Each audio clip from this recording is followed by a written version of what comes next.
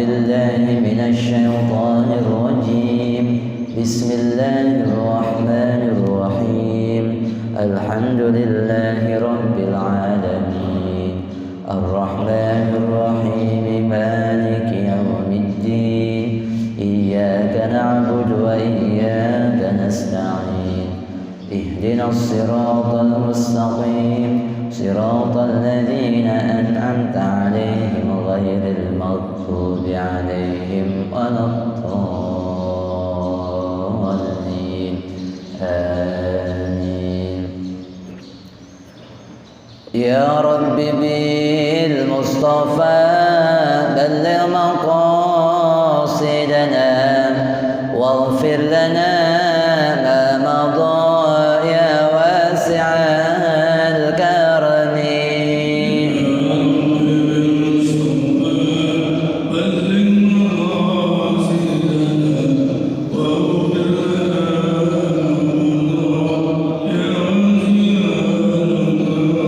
يا رب هيئ لنا من أمرنا رشدا واجعل معونتك الحسنى لنا مددا.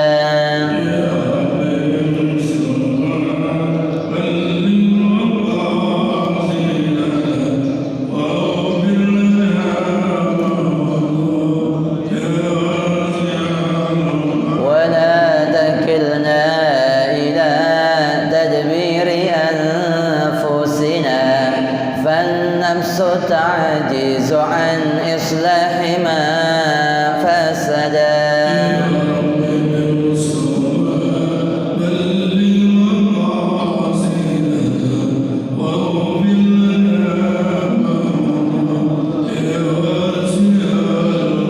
أنت العليم وقد وجهت يا أملي إلى رجائك وجها سائلا ويدا.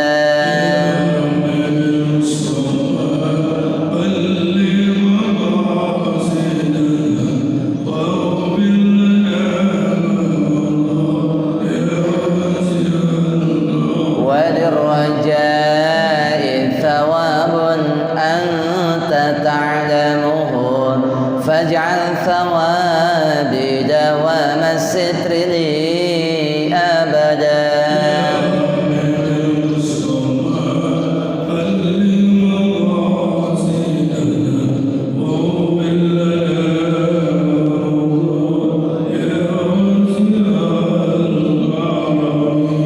اللهم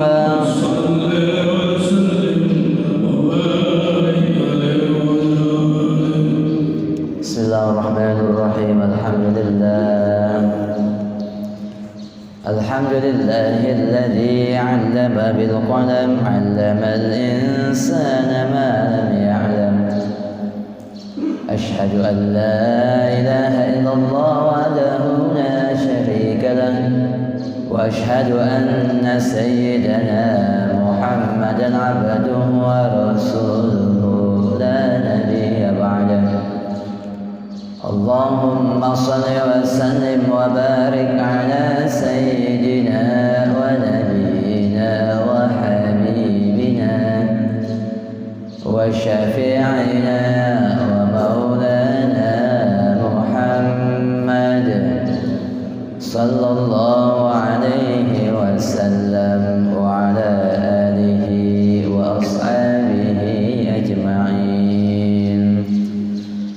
Al-Muqarrabun wal Muhtaramun, para guru, para muallimin, para sesepuh, para orang tua, para jamaah sekalian, baik kaum bapak maupun kaum ibu, yang mudah-mudahan kita semua yang hadir di tempat ini, mudah-mudahan kita semua senantiasa Allah pelihara iman dan Islam kita. Allah berkahi diri kita dan juga keluarga kita. Allah berkahi rezeki kita, Allah berkahi pekerjaan kita, Allah berkahi masjid dan kampung halaman kita. Dan kita pun meminta dan memohon kepada Allah Subhanahu wa taala mudah-mudahan kita senantiasa dijadikan ya, anak-anak yang saleh dan salehah. Allah jauhkan diri kita, keluarga kita, guru-guru kita ya, dan juga jamaah kita ya, dari wabah, penyakit, kezaliman dan juga hal-hal yang Allah murkai. Dan juga kita minta kepada Allah Subhanahu wa taala ya, mudah-mudahan kita semua diwafatkan dalam keadaan husnul ya khatimah, amin ya rabbal ya alamin. Para jamaah sekalian yang dirahmati Allah Subhanahu wa taala, alhamdulillah tsumma alhamdulillah kita dipertemukan kembali setelah sebelumnya kita tawakuf dalam rangka mengisi kegiatan-kegiatan ibadah di bulan suci Ramadan. Ya mudah-mudahan kita semua ya, yang hadir di tempat ini, terutama apa yang kita lakukan selama bulan suci Ramadan kemarin, baik itu salat kita, puasa kita, zakat kita, sedekah jariah kita, qiyamul lail kita, salat tarawih kita, salat witir kita, dan salat yang lainnya ya, baca Al-Quran kita, tadarus kita, dan seluruh amalan ibadah yang kita kerjakan di bulan suci Ramadan, kita minta kepada Allah dan mudah-mudahan apa yang kita lakukan selama bulan suci Ramadan semuanya diterima oleh Allah Subhanahu wa ta'ala. Dan kita pun berdoa mudah-mudahan kita semua senantiasa diberikan sehat dan panjang umur ya, sehingga bisa terus beribadah ya, baik itu salat maupun juga menghadiri kegiatan-kegiatan majlis-majlis ilmu ya, dan mudah-mudahan kita semua disampaikan usia kita kepada bulan suci Ramadan berikutnya, amin ya rabbal ya alamin. Dan ya, tidak terasa bahwa guru-guru kita sudah banyak yang meninggalkan kita ya, kalau Abuya sudah hampir masuk 2 tahun ini ya, karena patokannya Maulid. Sekarang Dzulqa'dah, Dzulhijjah, Muharram, Safar, kemudian Rabiul Awwal. Kalau guru kita yang satunya lagi yaitu Al-Maghfurullah Kiai Muhammad Amin Nur, ini sudah hampir genap 1 tahun ya. Ya rasanya ya hidup ini berjalan cepat, dan juga kita minta kepada Allah Subhanahu wa taala guru-guru kita yang telah mendahului kita, orang-orang tua kita, saudara-saudara kita, mereka semua di alam kuburnya mudah-mudahan senantiasa ya Allah angkat dan muliakan derajat mereka semua. Kita yang pernah belajar dengan mereka, kita yang pernah hidup dengan mereka, mudah-mudahan ilmu yang sudah mereka ajarkan kepada kita semua ya berkah dunia dan akhirat. Dan mudah-mudahan kita pun nantinya ya wafat, kemudian di alam akhirat kita berdoa mudah-mudahan kita kembali dikumpulkan dengan keluarga-keluarga kita, dengan guru-guru kita. Mudah-mudahan kumpulnya kita di surga Allah Subhanahu wa taala, amin ya rabbal ya alamin. Bismillahirrahmanirrahim. Qala al-musannif rahimahullahu taala wa nafa'na bihi wa bi'ulumihi fid darin amin. An Safinah radhiyallahu anhu, dari Safinah, semoga meridhai oleh Allah daripadanya. Qala, berkata ia, kuntu adalah aku, mamlukan, seorang hamba milik li Ummi Salamah, bagi Ummu Salamah. Faqalat, kemudian Ummu Salamah berkata, a'tikuka, aku merdekakan engkau, wa ashtaritu alaika, dan aku berikan syarat atas kamu antakhduma, bahwa engkau berkhidmah Rasulullah SAW, engkau berkhidmah kepada Rasul ya ma'ishta ya selama engkau ya hidup. Para jamaah sekalian yang dirahmati Allah Subhanahu wa taala, dalam kajian kita diantaranya yang kita bahas pada subuh hari ini adalah mengenai perbudakan. Yang perbudakan ini dalam sejarahnya bukanlah budak ini baru ada pada zaman Nabi, tetapi perbudakan sudah ada jauh sebelum apa? Sebelum Nabi.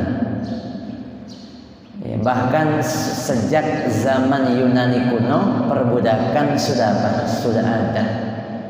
Zamannya Socrates, Aristoteles, Plato itu sudah apa? Sudah ada.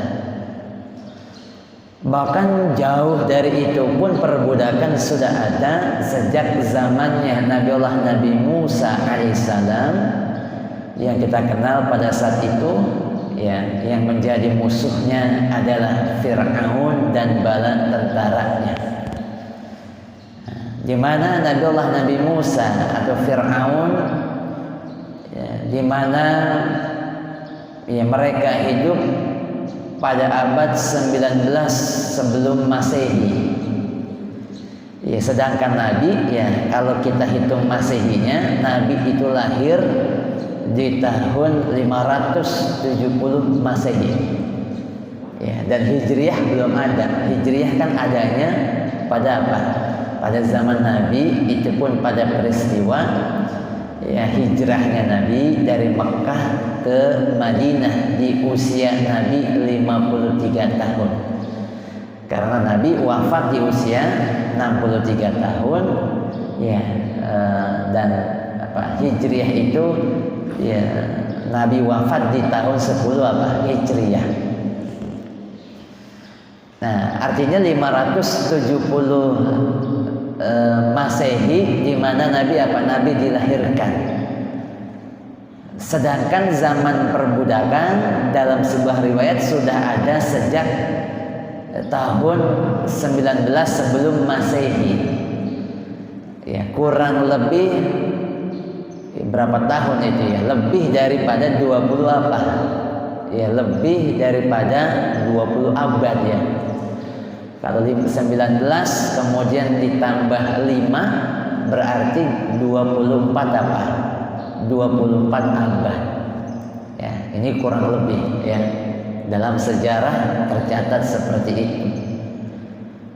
Nah, sehingga bayangkan bahwa perbudakan ini adalah satu hal yang biasa yang dulunya terjadi di seluruh dunia. Baik itu di negeri-negeri Arab, di Afrika, di Eropa, kemudian juga di Amerika dan seluruh belahan dunia, di mana mereka umum terjadi di mana adanya perbudakan.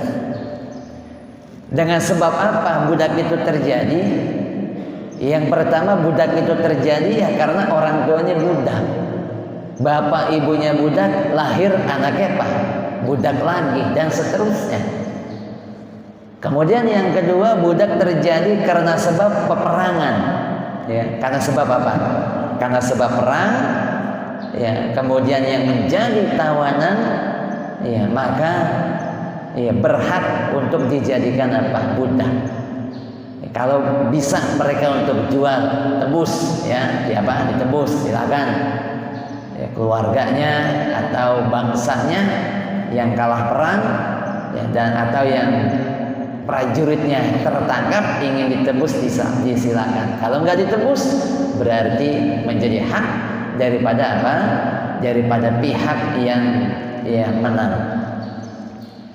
Dan inilah praktek-praktek di mana perbudakan itu terjadi. Bahkan perbudakan ini baru berhenti belum lama ini. Jadi sejak zamannya Nabi kita SAW wafat terus ya, itu perbudakan di dunia ini masih terus ada. Bahkan terakhir itu dalam sejarah tercatat terakhir pada abad 19. Ya berarti kan baru kemarin. Belum lama. Dari mana kemudian perbudakan ini betul-betul sudah tidak ada lagi? Ya, ketika hukum internasional menyatakan bahwa perbudakan sudah tidak ada lagi, sudah tidak cocok lagi, ya. Hukum-hukum yang ada di negara-negara, bahkan hukum internasional menyepakati bahwa perbudakan ya sudah dianggap tidak ada, ya. Tetapi kemudian muncullah perbudakan modern. Muncullah perbudakan apa? Perbudakan modern. Tetapi secara hukum sudah tidak ada. Di negara manapun tidak ada. Ya, makanya ketika kita bicara tentang fikih sebuah hukum perbudakan, karena perbudakan ini sudah dihapus dalam negara manapun, maka sudah tidak ada lagi. Tetapi dalam prakteknya masih ada. Inilah yang kemudian disebut sebagai perbudakan modern.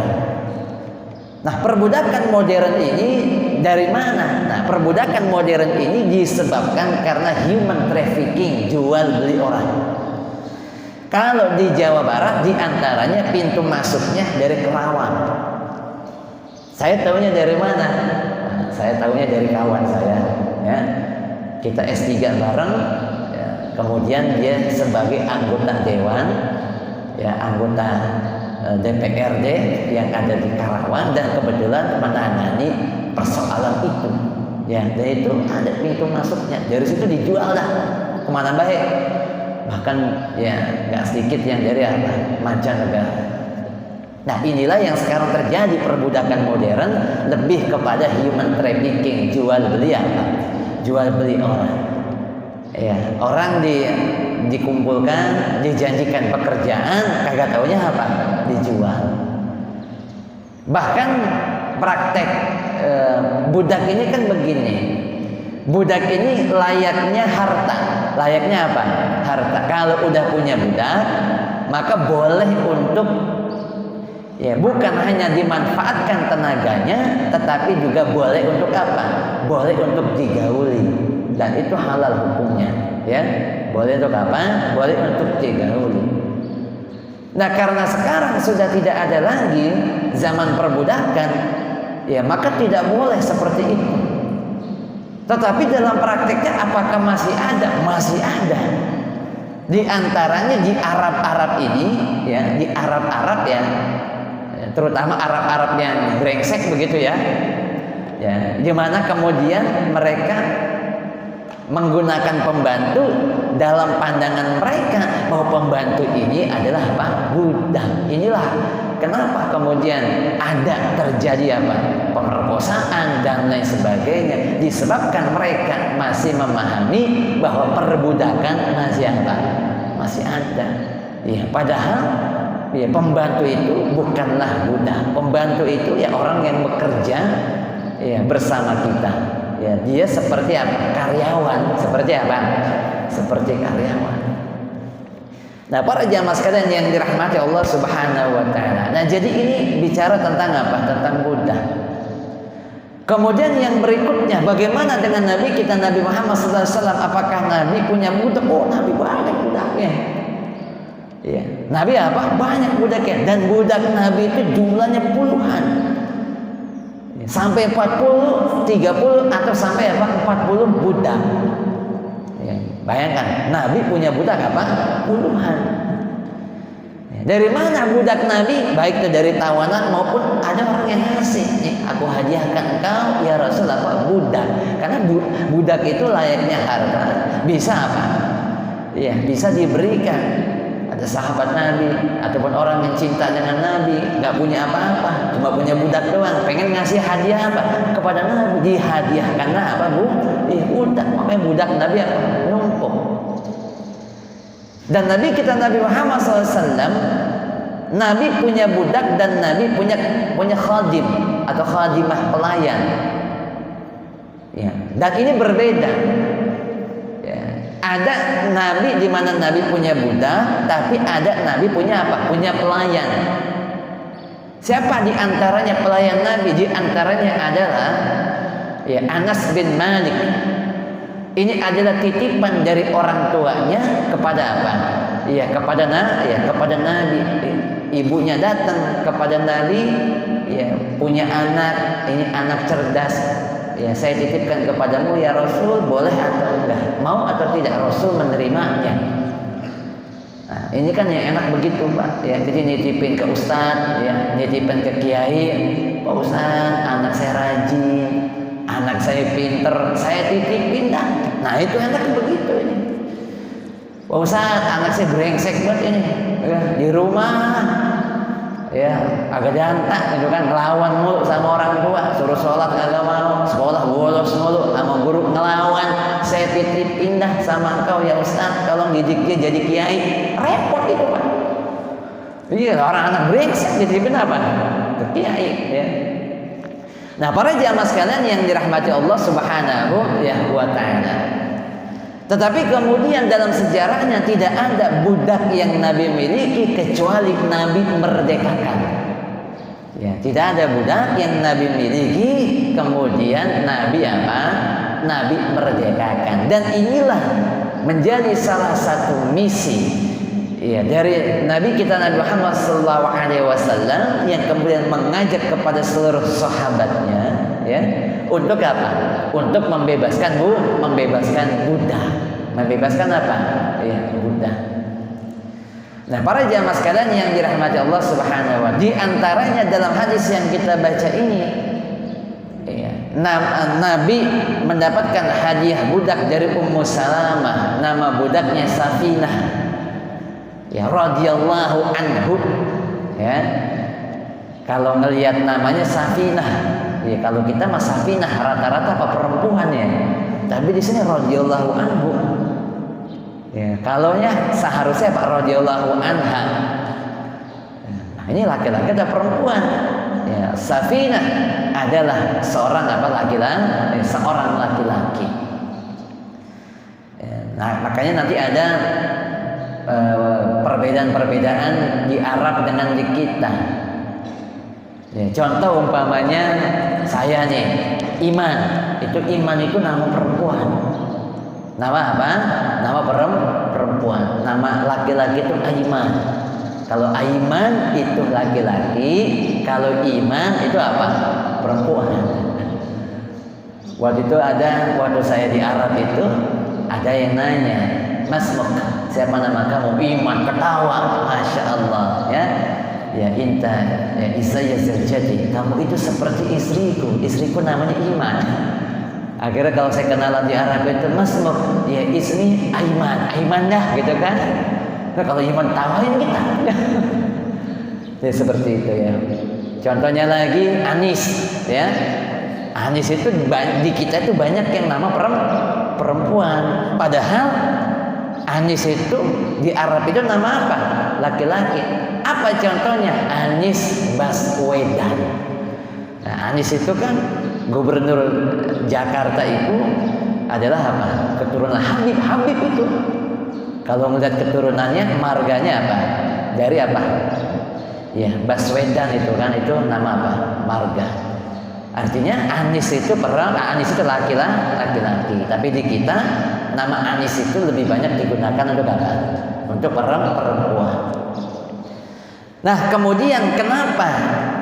Ya, ini namanya Safinah. Ya, sebelumnya ya namanya bukan itu, tapi kemudian diganti oleh Nabi kita Nabi Muhammad SAW menjadi Safinah. Safinah itu kan perahu, kapal. Kenapa kok sampai Nabi menamakan demikian? Karena ini budak Ya, budak ini terkenal dengan kekuatannya, dengan tenaganya. Ya, bahkan budak ini bisa mengangkat barang setara dengan 5 onta. Dengan 5 apa? 5 onta. Pertanyaannya, 1 onta bisa mengangkat berapa beban? Ya, onta itu bisa kuat mengangkat beban sampai 500 kg. 1 onta, ya, kali 5 berarti kuat nih, ngangkat 2,5 ton, ya. Taruhlah kita anggap apa namanya? Iya, 1 onta itu yang rada tengkek dah, ya. 200 kilo berarti sekurang-kurangnya dia kuat ngangkat apa? 1 ton. Dan kemudian di lingkungan sahabat bertanya, apakah engkau tidak merasa berat dengan mengangkat berat seperti ini? Enggak, aku biasa aja. Di mata kita rasanya apa ada orang sekuat itu? Tapi kalau kita lihat gen Arab, ya, itu ya, saya ketika pergi haji, kemudian umrah, ya, berangkat dari Mesir, ya, kemudian juga pulang nanti ke Mesir. Itu saya dulu berangkatnya di antaranya umrah Ramadan, ya, itu berangkat menggunakan, ya, kapal laut. Menggunakan apa? Ya, kapal laut. Dan itu banyak orang-orang Saudi di mana mereka ketika mereka punya barang bekas, ya, kemudian mereka letakkan di tempat yang terbuka. Ya, saking apa? Ya, saking orang kagak ada yang mau nerima begitu. Ya, Saudi itu nyari orang untuk menerima zakat susah. Makanya sampai-sampai apa? Ya, orang yang kepengen, ya, apa, mustahik zakat itu ada di luar apa? Di luar Saudi.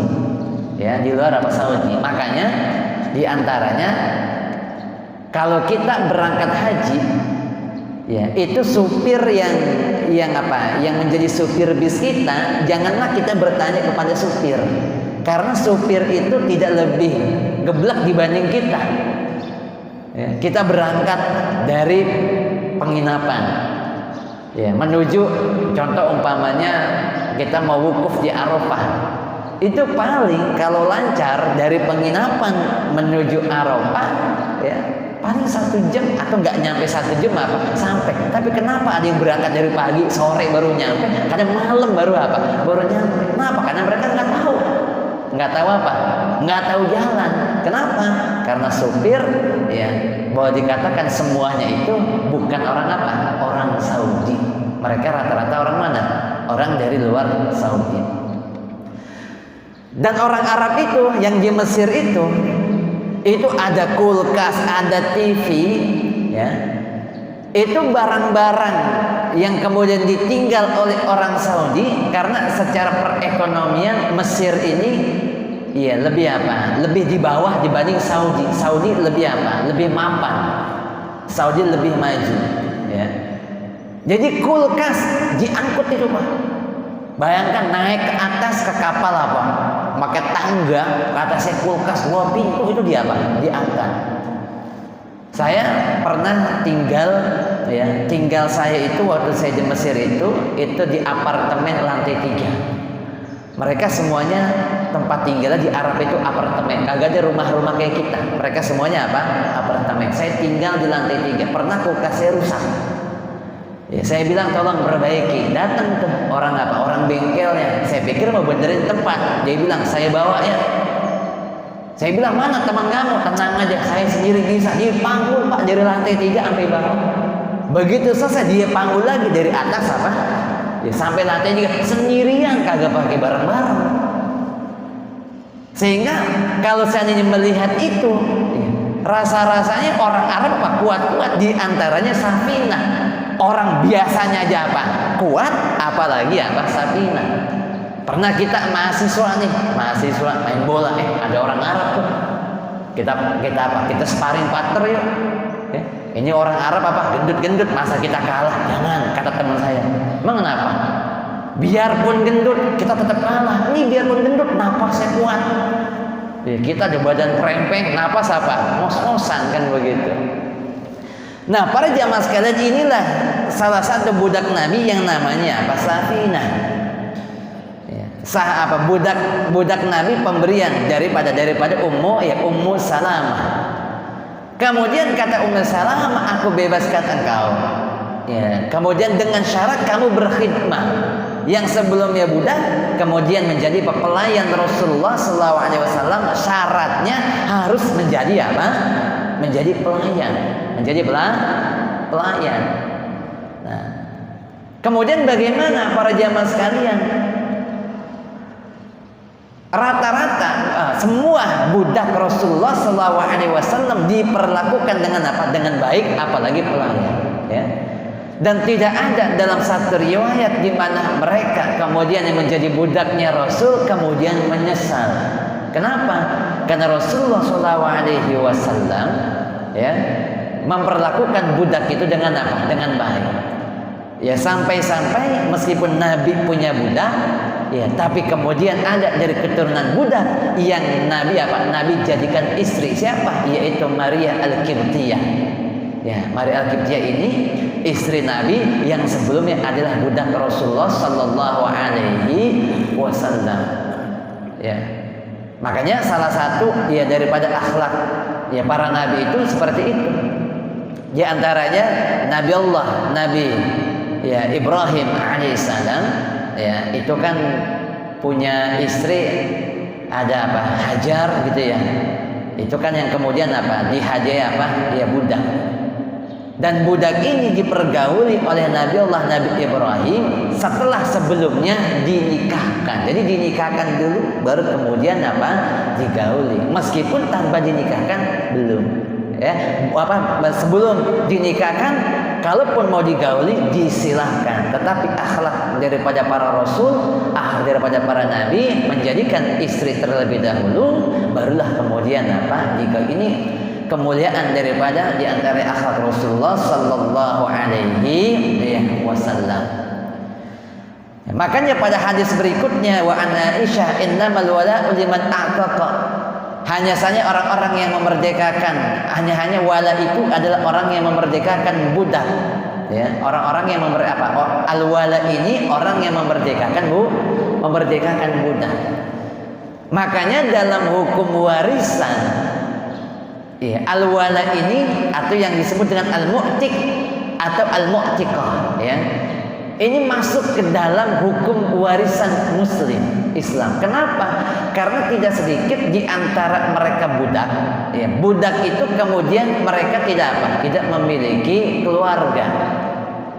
Ya. Bagaimana ketika mereka punya harta? Siapa yang mewariskan? Yang mewariskan adalah al-mu'tiq, al-mu'tiqah, mereka yang membebaskan budak, baik laki-laki maupun perempuan. Kemudian menjadi kesepakatan para ulama, ya al-wala ini orang yang memerdekakan budak mendapat bagian secara otomatis 1/6 kalau dia punya saudara. Ya, budak ini kemudian lahir, ya dia punya anak, punya anak, tetap orang yang memerdekakan budak ini dia mendapat apa? Bagian. Berapa bagiannya? 1/6, 5/6 untuk apa? Ahli warisnya. Jika tidak ada ahli waris, maka kembali harta warisannya untuk orang yang memerdekakan budak. Kemudian pada hadis berikutnya, qala Nabi sallallahu alaihi wasallam ya, Inna Allah ya kataba alaikumul hajj faqama al-Aqra' bin Habis faqala afi kulli 'amin ya Rasulullah qala law qultuha law jabat. Sesungguhnya Allah Subhanahu wa taala telah mewajibkan atasmu berhaji. Maka berdirilah Al-Aqra' bin Habis kemudian ia bertanya, apakah setiap tahun wahai Rasulullah? Apakah kewajiban haji ini harus dilaksanakan setiap tahun? Qala, kemudian Nabi menjawab, "Lau qultuha la wajabat." Kalaulah aku menjawabnya, maka hal ini akan menjadi kewajiban. Apa jawaban Nabi? Al-hajju marrah. Haji ini hanya sekali, famazada fa huwa tatawwu. maka ya, jika ingin menambah haji maka hukumnya sunnah.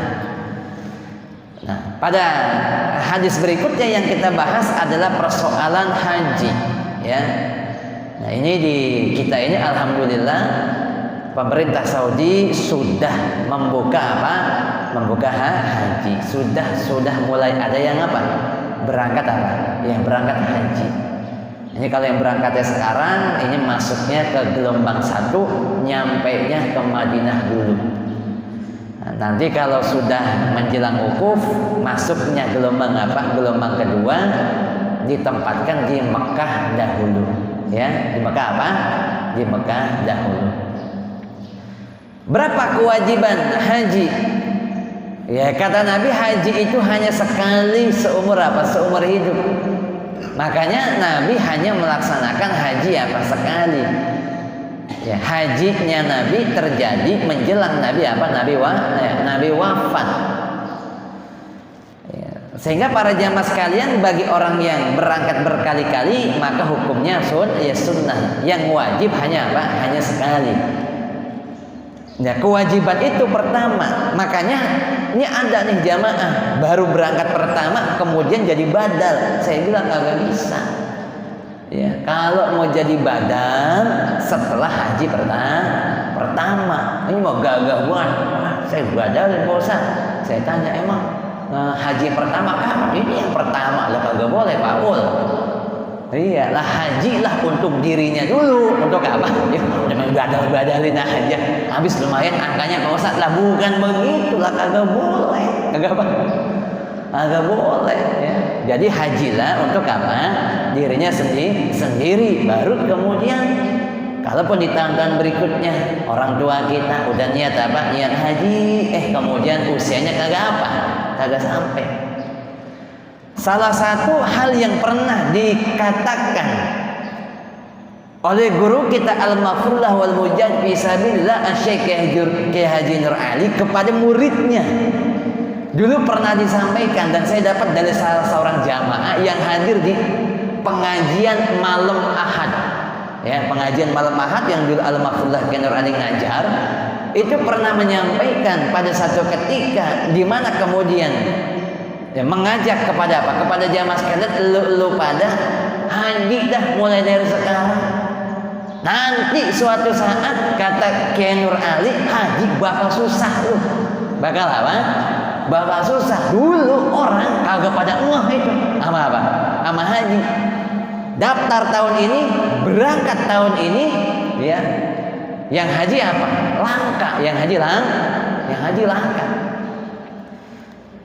Tapi lihatlah sekarang apa yang disampaikan oleh Al-Mafrullah Kiai Nur Ali. Ya, kalau mau haji kita kudu nunggu berapa nih? Kurang lebih 30 tahun. Ya, coba ada usia berapa usia? Sekarang 60, ya. 60 ya? 60. Kalau daftar haji sekarang nunggu 30 tahun, berarti 90. Nyampe kagak tuh umur. Ya Allah, ya. Nah, sehingga yang sekarang itu harus menunggu menunggu lama, ya. Nah, para jamaah sekalian yang dirahmati Allah Subhanahu wa taala, dan pada hadis yang terakhir yang kita bahas, ya, barangkali di antara jamaah ada yang berangkat haji, ya, tahun ini.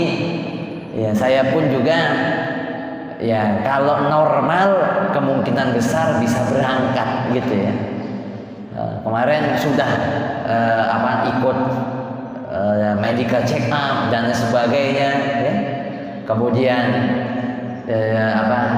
sudah menunggu, mudah-mudahan keluar kali haji tahun ini. Kagak keluar, ya. Kagak keluar. Di At-Taqwa itu dari 200, kalau nggak salah 230 jamaah, yang keluar itu hanya 90, hanya 90, ya, 90 orang, ya. Ditambah lagi memang yang 65, usia 65 belum boleh berangkat di tahun ini. Artinya kita semua yang belum berangkat belum dipanggil oleh Allah Subhanahu wa taala. Yang sudah dipanggil, apa yang Nabi sampaikan dalam hadisnya, ya. perbanyaklah engkau membaca apa? Talbiyah, labbaik Allahumma labbaik, labbaik la syarika lak labbaik, innal hamda wan ni'mata lak, ya laka wal mulk la syarika lak. Ya, kita baca deh sebelum kita apa? Kita tutup. Labbaik Allahumma labbaik, labbaik la syarika lak labbaik, innal hamda wan ni'mata laka wal mulk la syarika lak. Labbaik Allahumma labbaik, labbaik la syarika lak labbaik, innal hamda wan ni'mata laka wal mulk la syarika lak.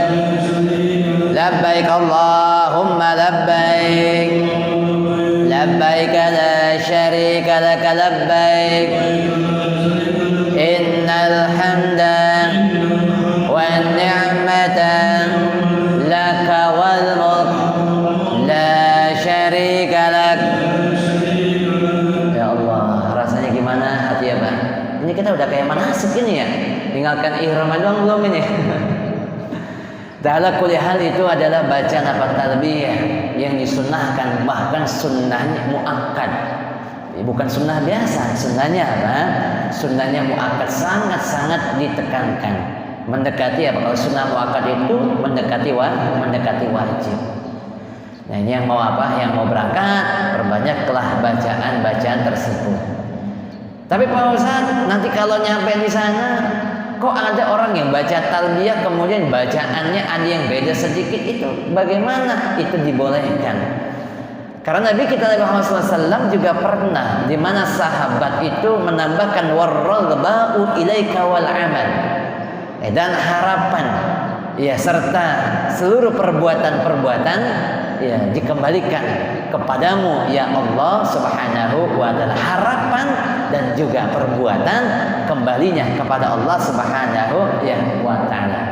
Tapi memang bacaan yang umum yang paling masyhur adalah bacaan apa? Bacaan yang tadi itu yang kita baca.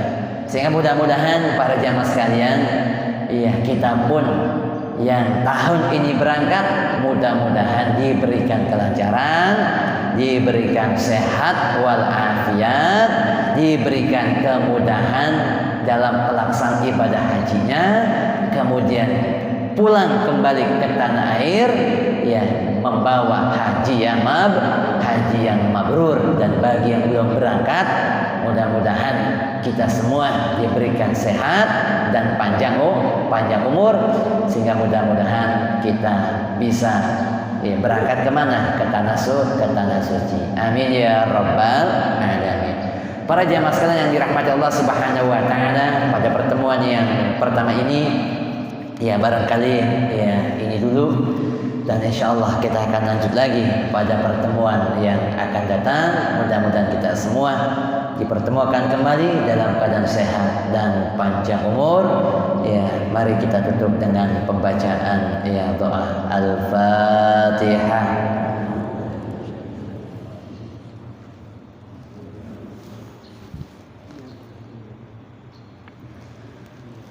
إلى الكريم أنت الكريم اللهم صل وسلم على سيدنا محمد في الأولين والآخرين وسلم رضي الله تبارك وتعالى ساداتنا أصحاب سيدنا رسول الله أجمعين.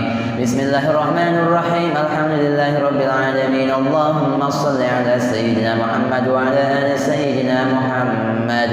اللهم اجعلنا وأولادنا وذريتنا وتلاميذنا وجماعتنا من أهل العلم والخير ولا تجعلنا وإياهم من أهل الشر الضير.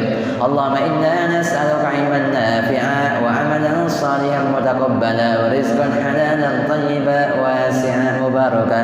اللهم إنا نعوذ بك من علم لا ينفع ومن قلب لا يخشى ومن دعاء لا يسمع ومن نفس لا تشبع اللهم اهدنا ووفقنا إلى الحق وإلى طريق مستقيم ونجنا من القوم الظالمين